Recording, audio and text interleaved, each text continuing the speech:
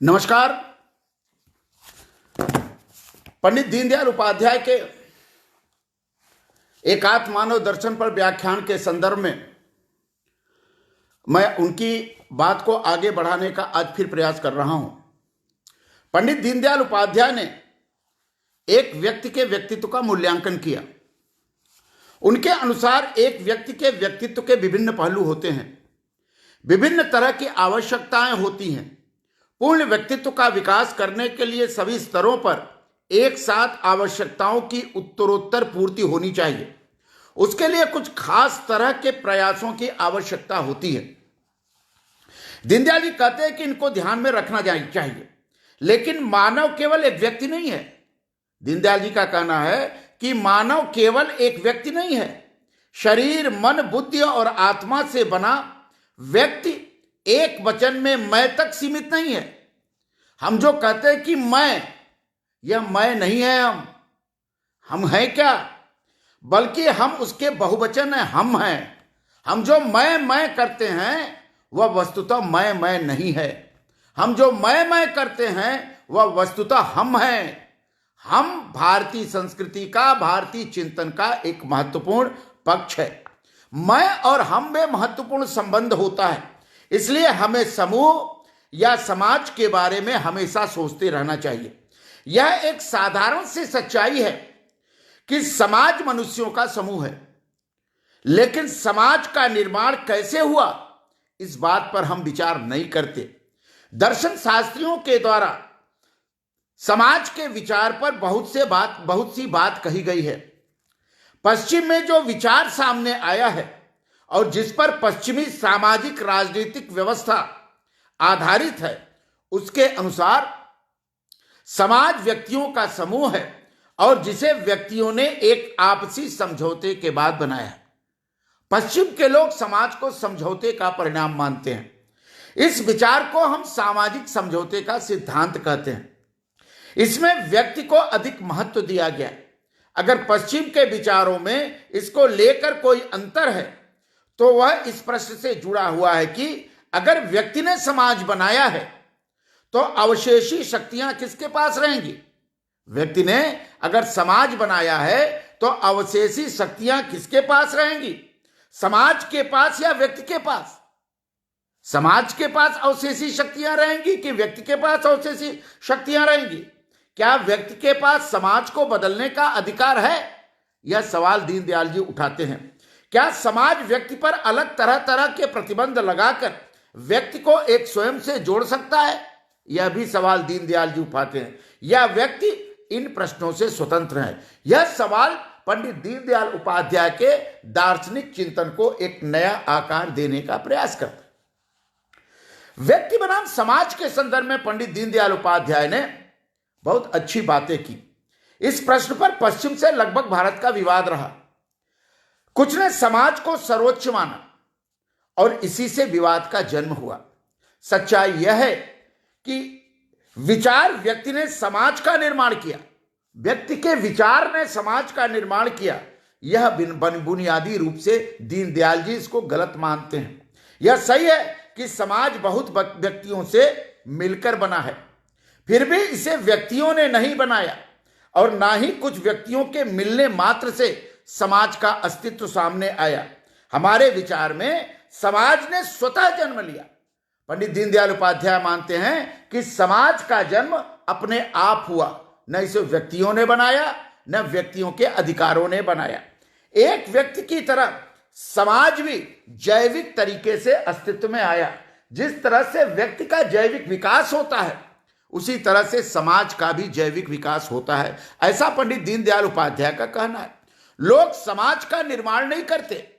यह कोई क्लब या ज्वाइंट स्टॉक कंपनी नहीं है या पंजीकृत सहकारी समिति नहीं है।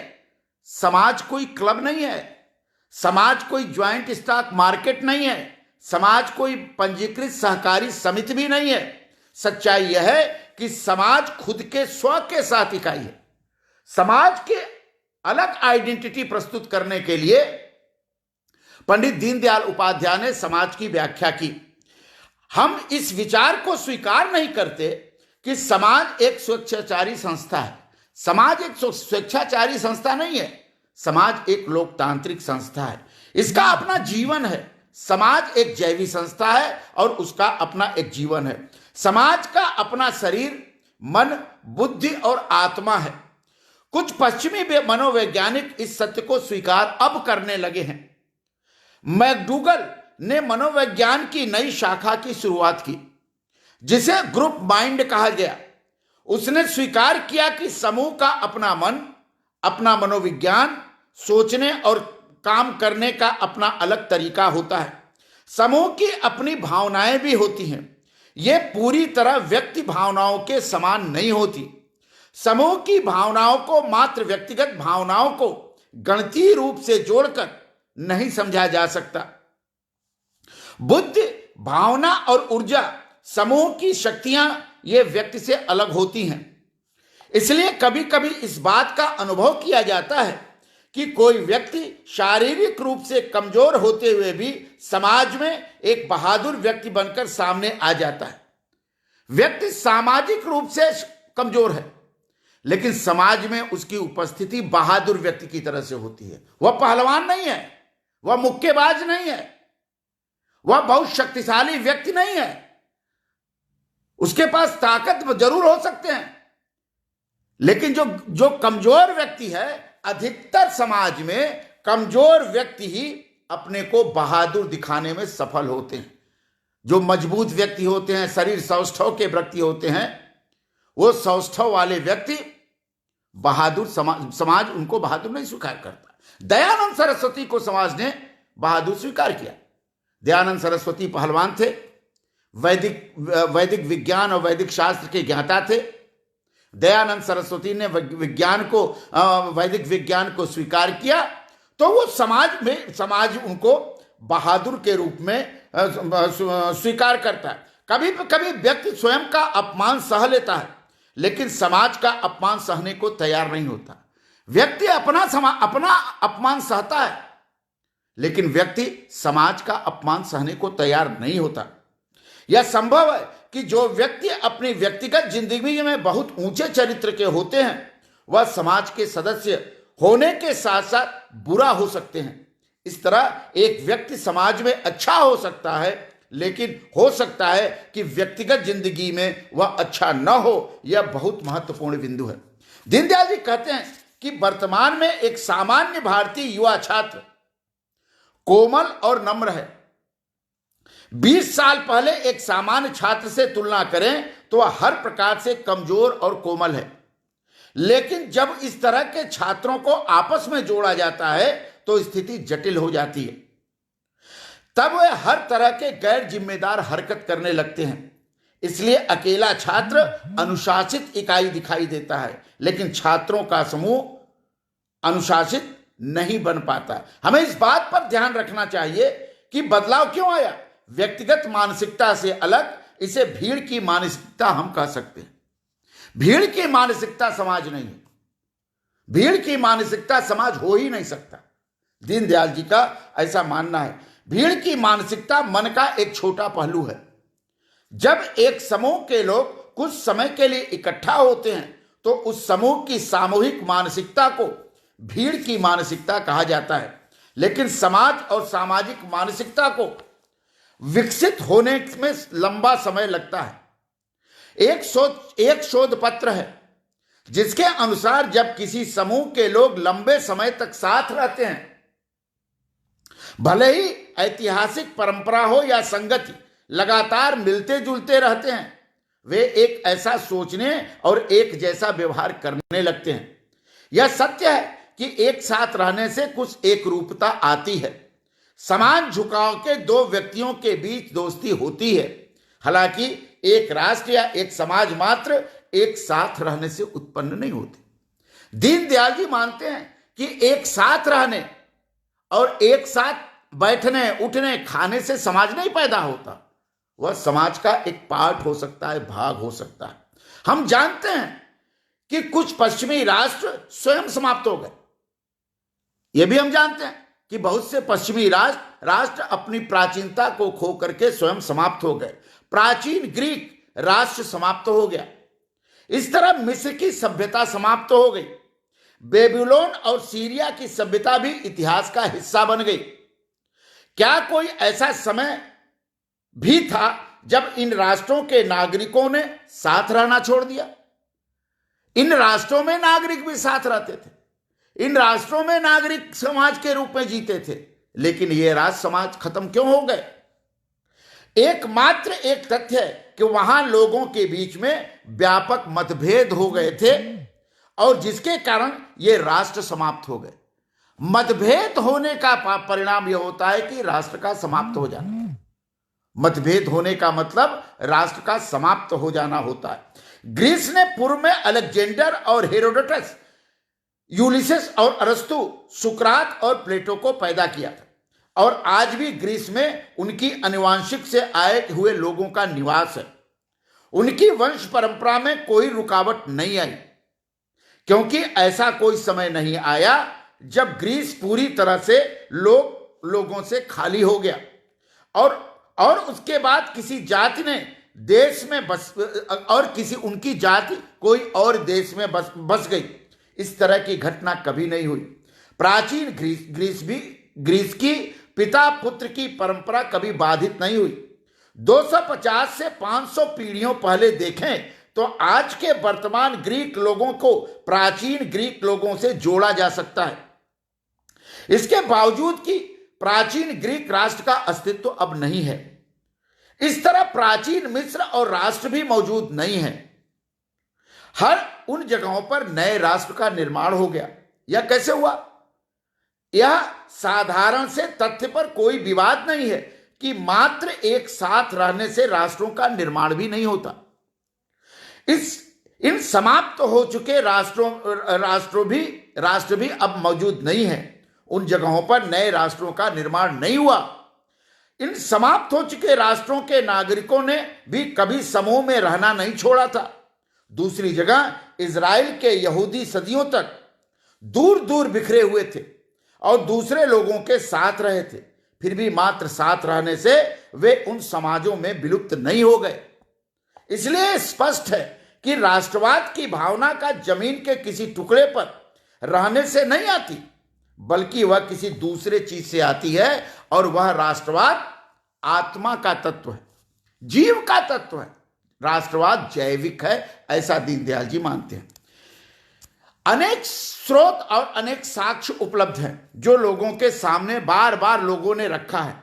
जब लोगों का समूह एक लक्ष्य, एक मिशन और एक आदर्श के साथ रहता है और किसी खास भूमि को अपनी मातृभूमि मानता है तो यह समूह राष्ट्र का निर्माण करता है।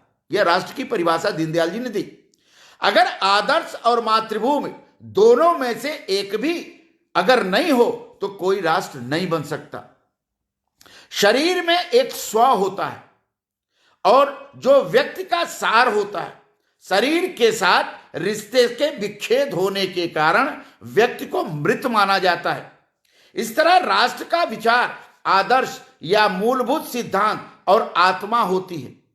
हालांकि यह माना जाता है कि मनुष्य बार बार जन्म लेता है, फिर भी पुनर्जन्म लेने वाला व्यक्ति अलग किस्म का होता है।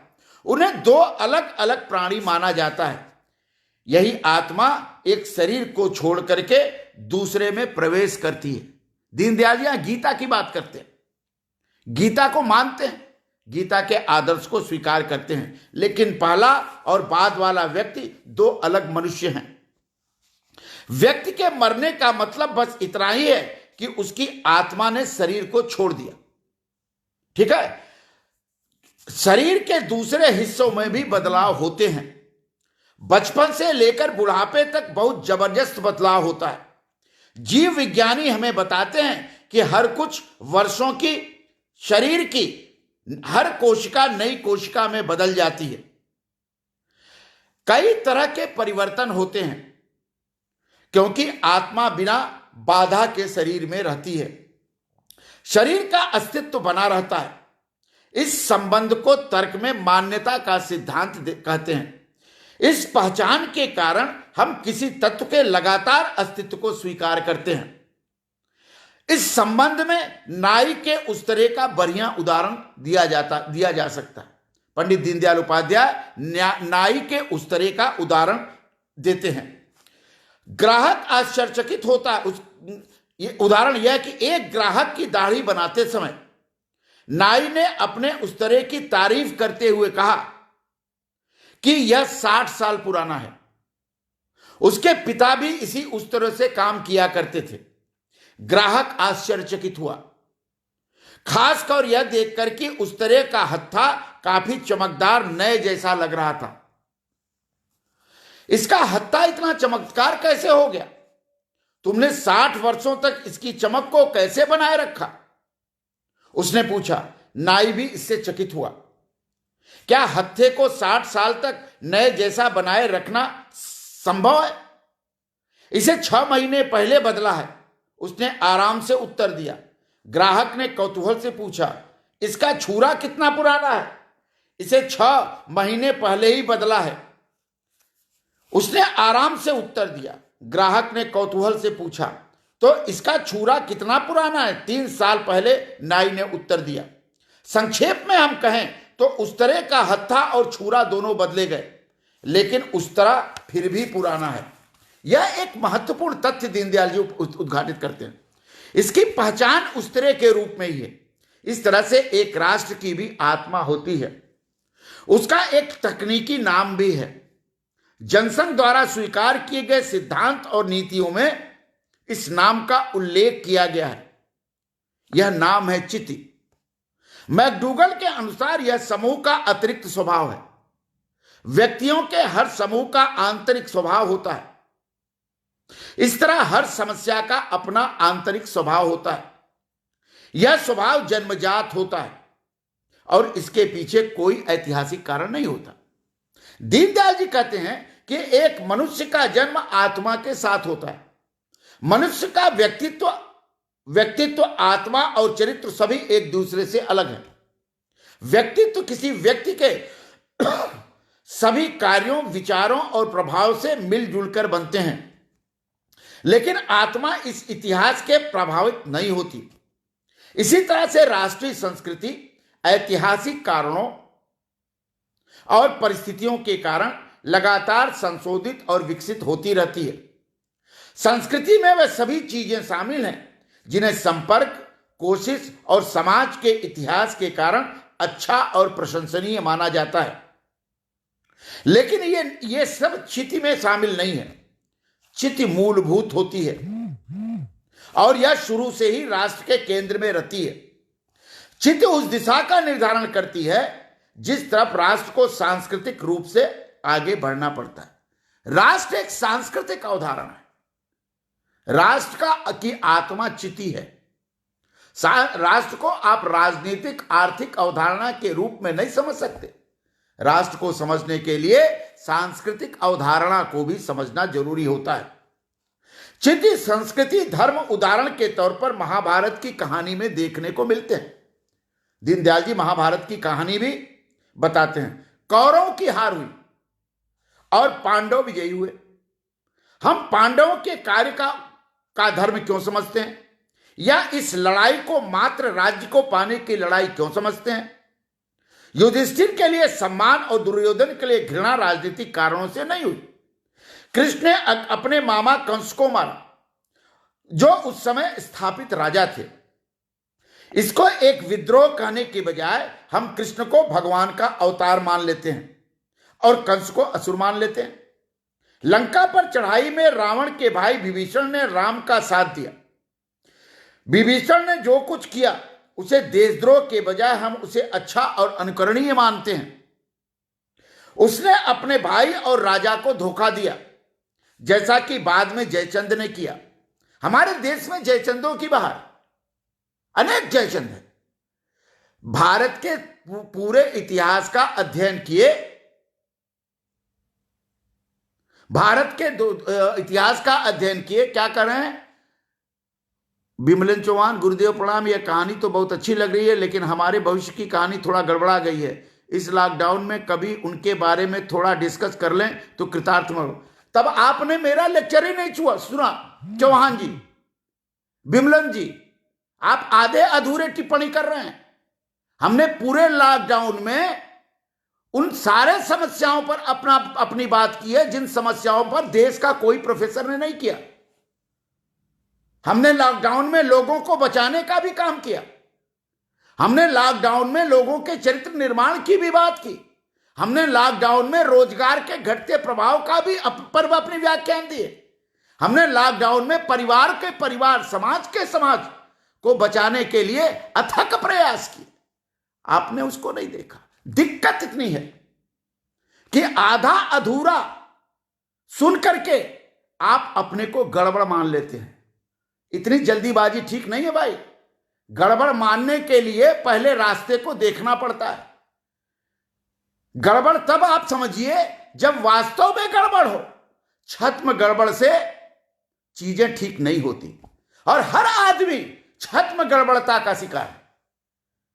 छद्म गड़बड़ता का शिकार है, संघर्ष का शिकार नहीं है, धैर्य का शिकार नहीं। धैर्य नहीं मानता, उसे सब कुछ इतस्तता मिल जाए इसके लिए वो तमाम तरह के तर्क और कुतर्क गढ़ता है। दीनदयाल जी ने इसी तर्क को और कुतर्क को महाभारत के माध्यम से समझाने का प्रयास किया है और यह मेरा आपसे निवेदन है। उसे देशद्रोही नहीं माना जाता, लेकिन विभीषण को देशद्रोही क्यों नहीं माना गया?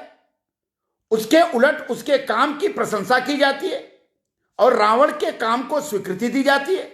ऐसा क्यों? इसके पीछे राजनीतिक कारण नहीं है। अगर काम की अच्छाई या बुराई तय करने में कोई मानक है तो वह चित्त है या प्रकृति। इसमें चित्त के अनुकूल है और उसे सही मानकर हम संस्कृति को जोड़ने का काम करते हैं। इन चीजों को हमें बढ़ाना होगा। जो कुछ भी चित्त के विरुद्ध है उसे विकृति और अनुचित मानकर छोड़ देना चाहिए। चित्त वह मापदंड है जिस पर हर काम, हर मनोभाव की जांच हो जाती है और उस पर खरा उतरना जरूरी है। चित्त राष्ट्र की आत्मा है और इस चित्त की शक्ति से ही राष्ट्र उठता है। अगर चित्त का मतलब मजबूती और साहसी है तो यह राष्ट्र में हर महान व्यक्ति में दिखाई पड़ती है। हर महान व्यक्ति की चिति होती है, लेकिन कोई महान बनने का प्रयास तो करे।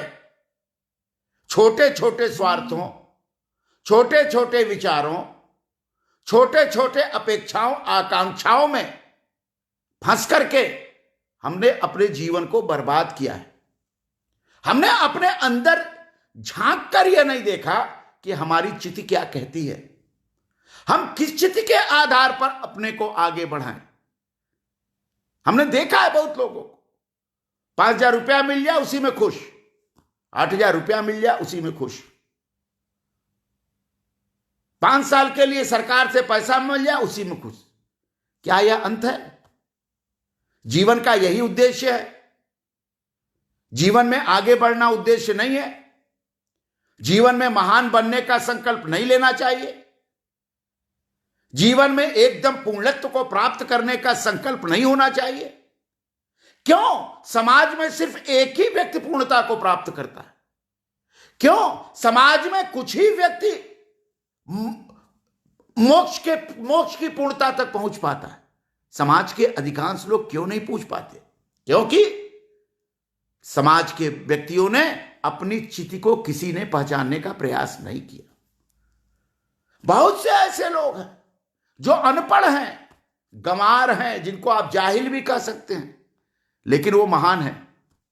और बहुत से ऐसे लोग हैं जो बड़े विद्वान हैं, महान पंडित हैं, उनकी चित्त जाहिलता की पराकाष्ठा तक पहुंचती है। इस चीज को भी समझना चाहिए। क्यों कबीर जैसा अनपढ़ महान हुआ? क्यों रविदास जैसा अनपढ़ महान हुआ? क्यों कीनाराम जैसा अनपढ़ महान हुआ? इसलिए कि उन्होंने अपनी चित्त को पहचाना और उनकी चित्त को पहचानने के बाद उनके ज्ञान, उनके शिक्षण की पराकाष्ठा प्रशिक्षण में बदल गई और वो प्रशिक्षित होकर के खरे सोने की तरह निकलने का काम किए। इसलिए चित्त को प्रकट करने के अनेक साधन हैं। इसलिए स्वयं के अलावा एक व्यक्ति राष्ट्र का भी प्रतिनिधित्व करता है। हम व्यक्ति हैं, हमारा भारत राष्ट्र है, तो क्या हम भारत राष्ट्र का प्रतिनिधित्व नहीं करते? हम भारत के राष्ट्र के भी प्रतिनिधित्व करते हैं। हम भारत के राज्य के भी प्रतिनिधित्व करते हैं, हम भारत के चित्त के भी प्रतिनिधित्व करते हैं, हम भारत की आत्मा के साथ प्रतिनिधित्व करते हैं, हम भारत के विवेक के साथ भी प्रतिनिधित्व करते हैं। इसको मानने में क्या कष्ट है? इसको मानने में क्या आपकी संपत्ति लुट जा रही है? इसको मानने में क्या आपका सब कुछ समाप्त हो जा रहा है? इसको न मानने का परिणाम को ही अहंकार कहते हैं। इसको न मानने के परिणाम को ही अपनी जिद्द कहते हैं। जिद्द जरूरी नहीं है, जिद्द करिए।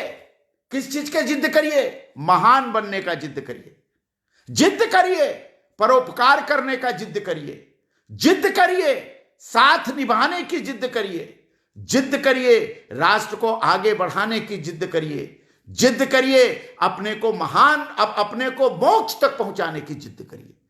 यह जिद्द अच्छा है, लेकिन छोटी छोटी बातों पर जिद्द करना यह चिति नहीं है, ऐसा दीनदयाल जी का मानना है। चिति सिर्फ व्यक्ति को मजबूत नहीं करती, चिति उन संस्थाओं को भी मजबूत करती है जो राष्ट्र का निर्माण करते हैं। संक्षेप में कहा जाए तो एक व्यक्ति में बहुमुखी पहलू होते हैं। हर व्यक्ति में बहुमुखी पहलू होता है, हर व्यक्ति में बहुमुखी मेधा होती है, हर व्यक्ति बहुमुखी प्रतिभा का धनी होता है, लेकिन वह एक प्रतिभा के पीछे भागता है, अपने बहुमुखी प्रतिभा को देखने का प्रयास नहीं करता। जो व्यक्ति अपने बहुमुखी प्रतिभा को देखने में सफल हो जाते हैं वही संत कहे जाते हैं, वही ऋषि कहे जाते हैं, वही महान कहे जाते हैं, वही सर्वोच्च कहे जाते हैं। ऐसा दीनदयाल जी का मानव जाति के विभिन्न आदर्शों की पारस्परिक पूरक प्रवृत्ति की मान्यता पर आधारित एक व्यवस्था और कानून को बनाए रखने की व्यवस्था, दोनों के बीच में जो विसंगतियां हैं उन विसंगतियों को दूर करने की जरूरत है, आपसी उपयोगिता और सहयोग को बढ़ाने की जरूरत है। ऐसी व्यवस्था अकेले ही मानव जाति के लिए शांति खुशियां लाकर विकास के रास्ते को महसूस कर। जलन और ईर्ष्या से विकास का रास्ता नहीं बनता, सहयोग और समरसता से विकास का रास्ता बनता है। ईर्ष्या से एक दूसरे का टांग काटने से विकास का रास्ता नहीं बनता। विकास करने वाले व्यक्ति के साथ सहयोग करना विकास की सही परिभाषा है। दीनदयाल जी कहते हैं कि संस्थाएं राष्ट्र की आवश्यकता की पूर्ति का साधन है। ये जो संस्थाएं हैं यह राष्ट्र की आवश्यकताओं और अपेक्षाओं को पूर्ति करती हैं। डार्विन के सिद्धांत के अनुसार जीवित प्राणी अपनी परिस्थितियों के कारण पैदा हुआ और जरूरतों के अनुसार उसके अंगों का विकास हुआ। हमारे शास्त्रों में इसे कुछ अलग तरह से कहा गया। शास्त्रों में कहा गया कि जीवन को चलाए रखने के लिए प्राण की शक्ति का प्रयोग करके आत्मा जरूरत के अनुसार अपने अंगों का निर्माण करती है। जिस तरह से आत्मा शरीर में विभिन्न अंगों का निर्माण करती है, उसी तरह से राष्ट्र में राष्ट्रीय लक्ष्यों को पूरा करने के लिए साधन के तौर पर संस्थाओं के रूप में अंगों का निर्माण राष्ट्र करता है। जैसे एक कारखाने में विभिन्न विभाग होते हैं, इमारत, मशीनें, बिक्री, उत्पादन, रखरखाव आदि की तरह राष्ट्र में भी बहुत से विभाग होते हैं जिसे संस्थाएं कहा जाता है। ये जो संस्थाएं आप देखते हैं राष्ट्र के अंतर्गत, ये राष्ट्र रूपी शरीर के अंग हैं। राष्ट्र इन अंगों का प्रयोग करके अपने को संपृक्त, अपने को सुदृढ़, अपने को बलिष्ठ करने का प्रयास करता है। राष्ट्र की आवश्यकताओं की पूर्ति के लिए जो संस्थाएं निर्मित होती हैं वो संस्थाएं राष्ट्र के प्रति उत्तरदायी होती हैं। परिवार, जाति, संघ जिसे मजदूर संघ कहा जाता है आदि इस तरह की संस्थाएं हैं। संपत्ति, विवाह भी संस्थाएं हैं। पहले शादी नहीं होती थी, बाद में किसी ऋषि ने शादी की प्रथा को शुरू किया। उन्होंने शादी नाम की संस्था की नींव रखी। इस तरह गुरुकुल और ऋषिकुल की भी संस्थाएं थी। इसी क्रम में राज्य भी एक संस्था है, राष्ट्र को इसको बनाता है। पश्चिम में बहुत सारी समस्याएं इस कारण हैं क्योंकि वे राज्य को राष्ट्र समझने की भूल करते हैं। वे राज्य को राष्ट्र का बनाने का प्रयास करते हैं। सच्चाई यह है कि राज्य और राष्ट्र एक नहीं है। हमारे देश में मान्यता है कि सामाजिक समझौते के सिद्धांत से राज्य का निर्माण हुआ।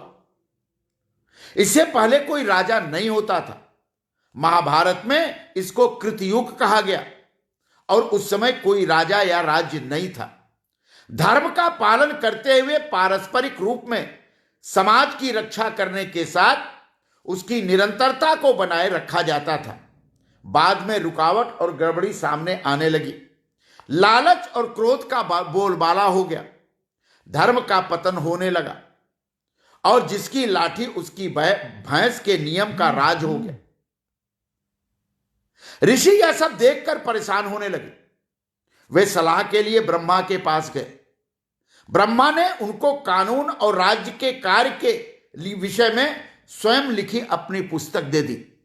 भारत संविधान का जो संविधान शब्द आया है वह संविधान शब्द सबसे पहले ब्रह्मा के द्वारा आया। इसलिए देश दुनिया के सारे संविधान दैवी होते हैं। ब्रह्मा ने संविधान शब्द को रचा, हमने नहीं रचा, ब्रह्मा ने रचा। यह महाभारत कहता है। इसी समय उन्होंने मनु को पहला राजा बनने को कहा। मनु ने राजा बनने से मना कर दिया। मनु ने कहा कि राजा को दूसरे लोगों को दंड देना और जेल में डालने जैसे बहुत से काम करने होंगे और यह सब पाप करने को तैयार नहीं है। मनु ने कहा।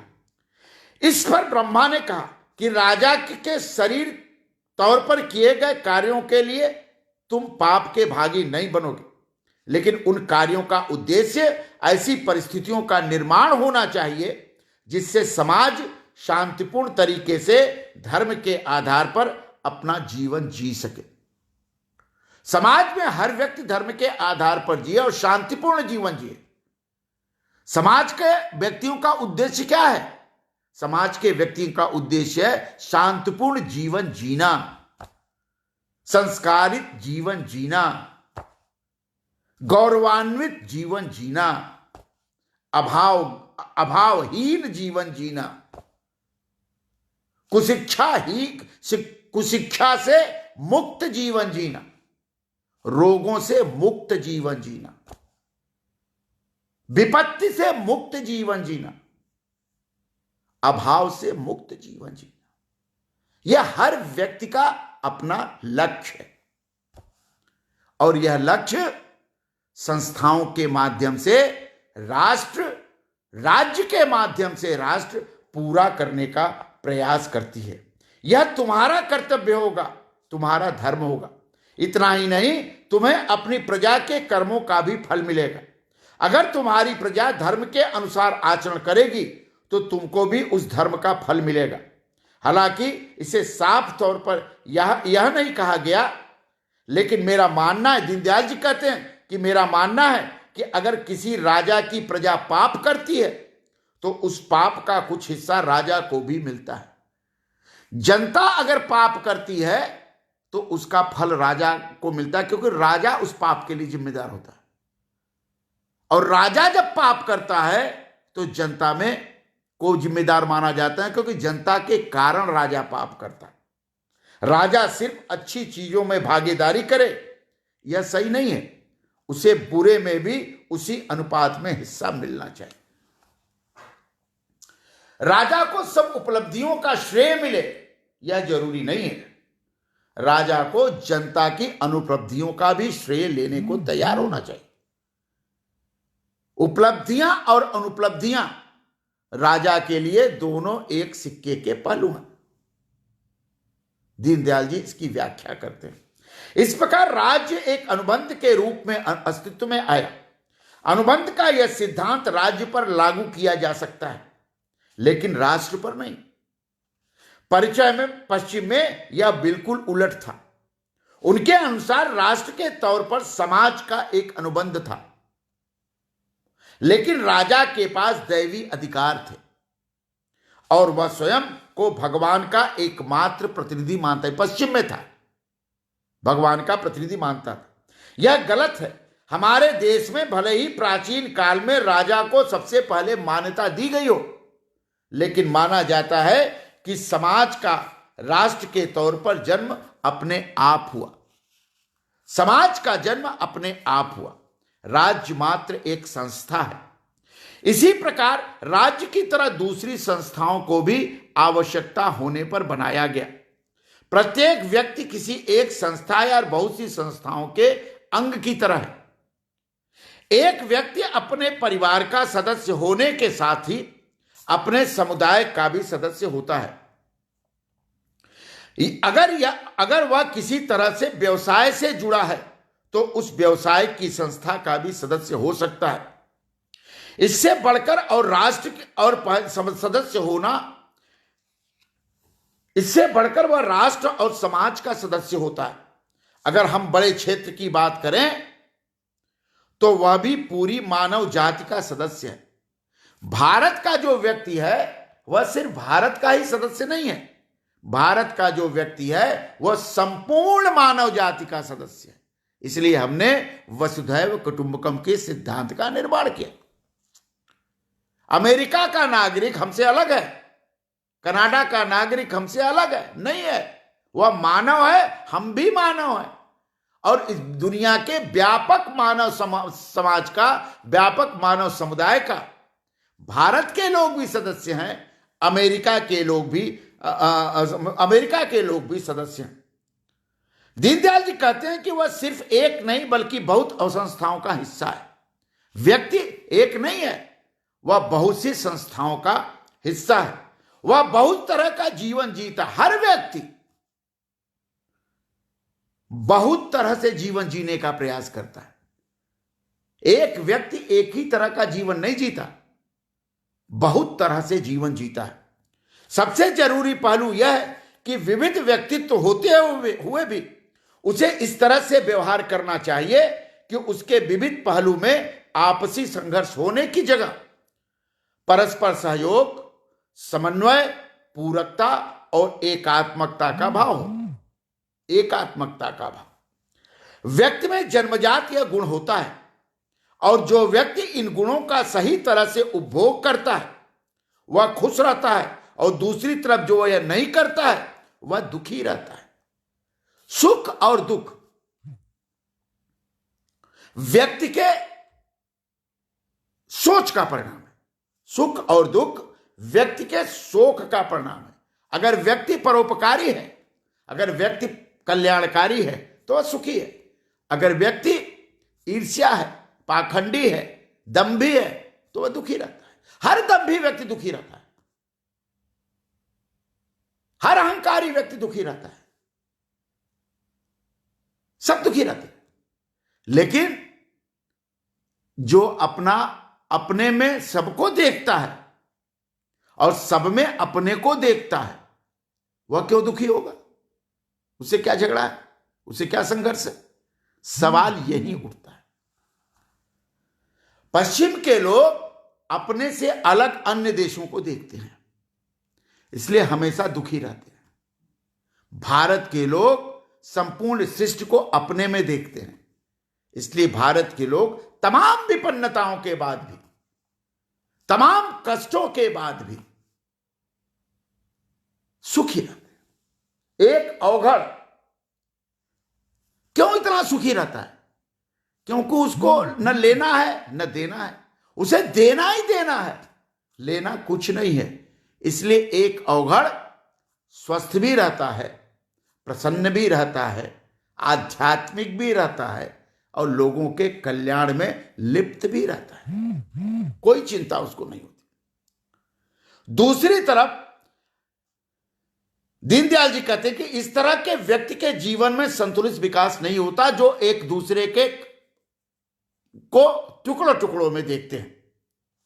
उदाहरण के तौर पर एक व्यक्ति अपने पिता का बेटा है और अपनी पत्नी का पति है और अपनी बहन का भाई है और वह अपने पुत्र का पिता भी है और अपने पुत्र का पिता भी है एक व्यक्ति पिता होने के साथ बेटा भी है, भाई भी है और पति भी है। उसे अपनी बुद्धि, समझ और कुशलता से इन सभी रिश्तों को बनाए रखना पड़ता है। एक व्यक्ति पिता का भी दायित्व निभाता है, बेटे का भी दायित्व निभाता है, पति का भी दायित्व निभाता है, मित्र का भी दायित्व निभाता है, रिश्ते में सहयोग का भी दायित्व निभाता है। सारा का सारा दायित्व एक व्यक्ति निभाता है। निभाता है कि नहीं निभाता? निभाता है। एक ही परिवार में एक लड़का है, उसकी बहन है, उसका भाई है, उसकी मां उसका बेटा है, उसका पति उसका बेटा है, उसकी पत्नी उसका पति है, उसका चाचा उसका भतीजा है, उसकी चाची उसकी भतीजा है, उसकी दादी है उसका नाती है। एक ही व्यक्ति है और एक ही व्यक्ति तमाम तरह के रिश्तों को निभाने का काम करता है। जहां व्यक्ति करने में असफल होता है वहीं संघर्ष हो जाता है। जब व्यक्ति इन रिश्तों को निभाने में असफल होता है तो पति पत्नी के बीच में झगड़ा होता है, बाप बेटे के बीच में झगड़ा होता है, बहन भाई के बीच में झगड़ा होता है, माता बेटे के बारे में झगड़े हो जाते हैं। अगर वह एक का पक्ष लेता है तो दूसरे को गलत महसूस होता है और उसके सही तरह के व्यवहार नहीं करने के कारण उसकी पत्नी और बहनों के बीच में या उसकी पत्नी और उसकी मां के बीच में संघर्ष हो जाता है। वहां उसके कुछ रिश्तों में तनाव आ जाता है। उसे दुख होता है कि क्यों मां और पत्नी के प्रति उसने अपने कर्तव्यों को छोड़ दिया, जिसके कारण संघर्ष पैदा हुआ। जब इस संघर्ष को हल करके अपने सभी दायित्वों को पूरा करता है तो कहा जा सकता है कि वह समन्वित विकास है। परिवार समन्वित विकास का रास्ता बताता है। परिवार एक ऐसा है जो समन्वित विकास का रास्ता बताता है। परिवार ही समन्वित विकास को सिखाता भी है। इसलिए परिवार को प्रथम पाठशाला कहा जाता है। परिवार एकात्मकता भी सिखाता है। परिवार संघर्ष भी सिखाता है। परिवार संवेदनशीलता भी सिखाता है। इसलिए भारत ने कहा कि परिवार को संरक्षित रखिए। अगर आपको कुछ बनना है, कुछ बड़े होना है, कुछ करना है तो परिवार को आपको संरक्षित रखना ही पड़ेगा। दुर्भाग्य है कि परिवार टूट रहे हैं तो संघर्ष बढ़ रहे हैं। परिवार टूट रहे हैं तो व्यक्ति अराजक हो रहा है। परिवार टूट रहे हैं तो रिश्ते समाप्त हो रहे हैं। परिवार टूट रहे हैं तो पीढ़ियां समाप्त हो रही हैं। दीनदयाल जी कहते हैं कि परिवार को बचाए रखना एक महत्वपूर्ण भाग है। समाज और व्यक्ति में कोई संघर्ष नहीं होता। यह गलत धारणा है कि समाज और व्यक्ति में कोई संघर्ष होता है। हम व्यक्ति के विविध व्यक्तित्व और विभिन्न संस्थाओं के बीच में स्थायी संघर्ष के विचार को नहीं मानते। अगर संघर्ष होता है तो वह पतन और विकृति का चिन्ह है, प्रकृति या संस्कृति का नहीं।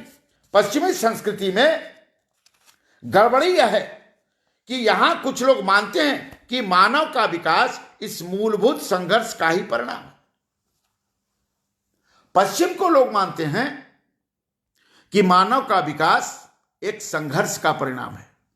भारत मानता है कि मानव का विकास संघर्ष का परिणाम नहीं है, शांति और सहयोग का परिणाम है।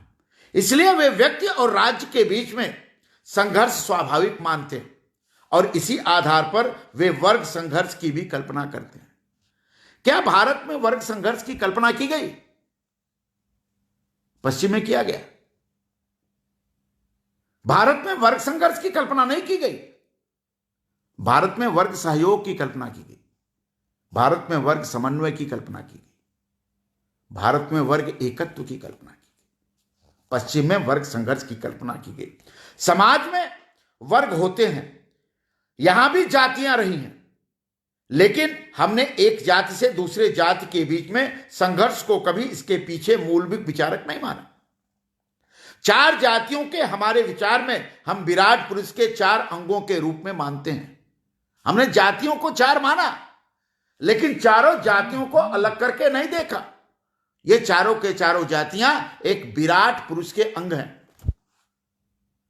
माना जाता है कि विराट पुरुष के सिर से ब्राह्मण, हाथों में छत्री, उदर से वैश्य और पैरों से शूद्र की उत्पत्ति हुई। जब हम इस विचार का विश्लेषण करते हैं तो हमारे सामने यह प्रश्न खड़ा होता है कि क्या विराट पुरुष के सिर, हाथ, पैर और पैरों के बीच में कोई संघर्ष खड़ा हो सकता है? क्या शरीर में हाथ और पैर के बीच में संघर्ष हो सकता है? क्या शरीर में जिह्वा और दांत के बीच में कोई संघर्ष हो सकता है? क्या शरीर में हृदय और फेफड़े के बीच में कोई संघर्ष हो सकता है? अगर यह संघर्ष होगा तो व्यक्ति तो रहेगा नहीं, व्यक्ति तो समाप्त हो जाएगा। जैसे शरीर के विभिन्न अंगों में सामंजस्य है, जैसे शरीर के विभिन्न अंगों में सहयोग है, जैसे शरीर के विभिन्न अंगों में समरसता है, उसी तरह से